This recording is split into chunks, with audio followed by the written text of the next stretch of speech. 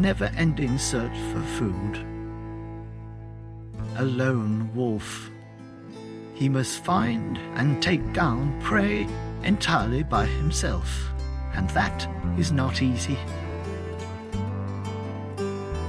These are Tibetan antelope, known as Chiru. It's the rutting season.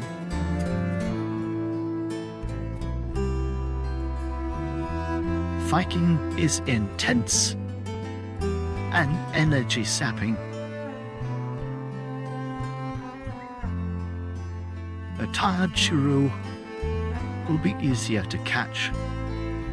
But these antelope have large, powerful hearts and lungs. And when sprinting, they can reach speeds of 50 miles an hour.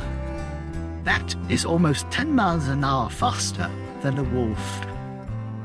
But the wolf's greatest talent is endurance. And given time, this one may be able to exhaust the Chiru. After being chased unrelentingly for several hours, the Chiru herd splits. Now it's one-on-one.